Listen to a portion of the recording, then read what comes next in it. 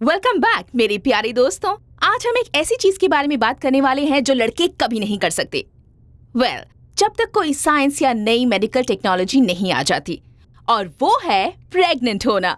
वूहू! अगली बार boyfriend Rob जमाए तो उसे ये सुनाना। हाँ, लेकिन सच बात तो ये है कि लड़कियां अकेले प्रेग्नेंट नहीं हो सकती। इसलिए आज हम बात करने वाले हैं प्रेगनेंसी कैसे होती है। पिछले एपिसोड में मैंने रिप्रोडक्टिव ऑर्गन्स और पीरियड्स और उन सारी चीजों की बात की थी, लेकिन आज हम इससे आगे बढ़ेंगे। पहले एक लड़की को ओव्यूलेशन के दौरान अपनी ओवरी में से एग रिलीज करना जरूरी है। ये एग फिर फेलोपियन ट्यूब के जरिए यूट्रस में आता है।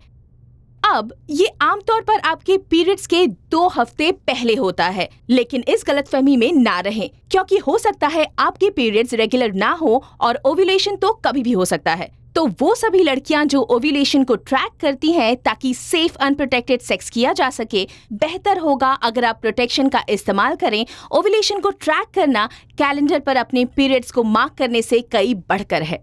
ओके, आगे बढ़ते हैं। नेक्स्ट, प्रेगनेंसी के लिए एक लड़की को किसी पुरुष के साथ यौन संबंध स्थापित करना जरूरी है। जहां पुरुष महिला की योनि में स्पर्म डालता है, यानी स्पर्म्स बेडशीट पर नहीं, शार में नहीं, इधर उधर कहीं नहीं। पुरुष को अपनी वीर्य को स्त्री की योनि या उसके पास ही डालना जरूरी है, तो ही वो प्रेग्नेंट हो सकती है। दूसरे ऑप्शन के चांस कम है।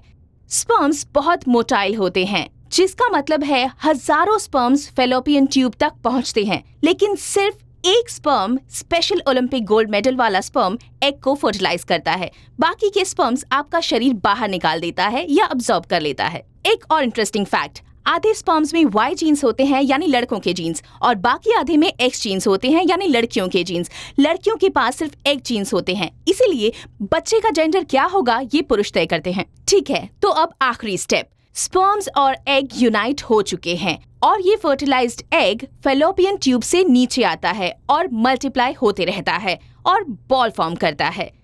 ये बॉल 3 से 4 दिन बाद यूट्रस में आता है, जहां वो एंडोमेट्रियम से अटैच हो जाता है। अगर ये फर्टिलाइज्ड एग यूट्रस से अटैच ना हो पाया तो पीरियड के दौरान ये गिर जाता है, और अगर ये अटैच हो गया तो पहले एम्ब्रियो बनता है और फिर फीटस बनता है और फिर बच्चा।